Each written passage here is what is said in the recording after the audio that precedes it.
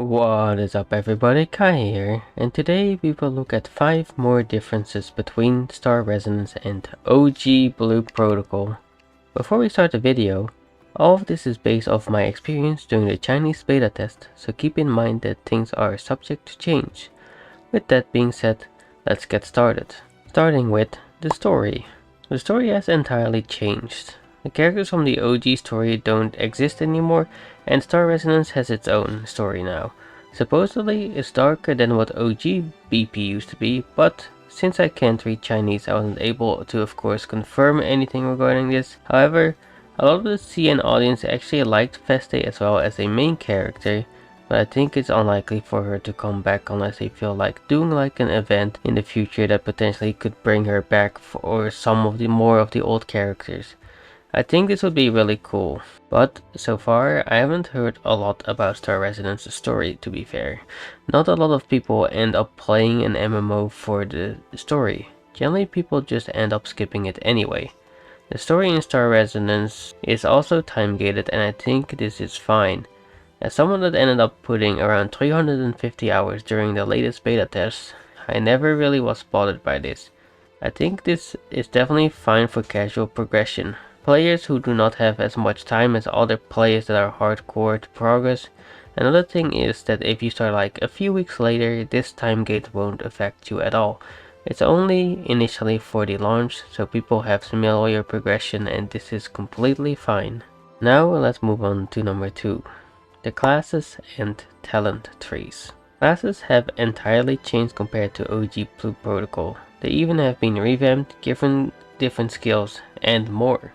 In OG Blue Protocol, you had alpha and beta skills. However, in Star Resonance these don't exist anymore. Instead, we can level up skills like every 5 to 10 character levels, and then skills can be awakened with skill books, which generally updates on the skill effects such as damage, more defense depending on the skills. These are predetermined per skill, so there's no need to worry about RNG or anything like that. Then, there are also talent trees now for classes. Talent trees did not exist in OG BP at all.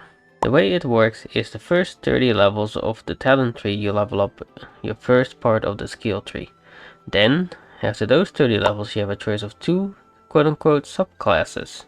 These will be very different from each other and allow players to do different builds. If you feel like you wanted to pick the other one, however, there's no need to worry. You can reset the talent tree as many times as you want and it's completely free. They also plan to implement talent tree loadouts for ease of swapping between subclasses, classes, etc. Also, there is now a Holy Trinity system on top of all this, so generally a party will consist of 1 tank, 1 healer, and 3 DPS. Personally, I really like the idea of Holy Trinity, so I'm glad they brought it back for Star Resonance. Moving on to number 3, cosmetics. So in OG BP there was this glaring issue with outfits. When you were trying to dye them, you would find out quickly that you would only have limited colors that you could use for each costume. In Star Resonance, however, each costume can be fully colored RGB to whatever color you like. Dyes still exist, however, you can make these using alchemy, and there is also some other ways of obtaining it through the Battle Pass shop that anyone can access for free, as well as a chance of it being in the daily shop, where you can get the color you want simply through the auction house by purchasing it. Overall, being able to dye costumes whichever color you want is much better than the old system from OG Blue Protocol that was really limited. Now on to the next number, which is number 4. Housing. Housing is an essential part of casual content for the casual players and role players. The devs have confirmed during their live Q&A again that housing is in development. I think it is very likely that we see this implemented by the time the game releases. Supposedly, housing is instant and you can freely edit your house however you please. Of course, I think this is a vital piece of content for the casual side, and I'm looking forward to see how they expand upon housing in the future. I can't imagine what will go on in those houses, but that's so up to those who end up using it for whichever purpose they desire. Let's head to the final point, mobility. I already spoke this once in a different video, but I feel like it's really important to reiterate this. The movement in this game is amazing. Once you do a side quest, you will unlock the ability to fly and glide around level 10 to 15.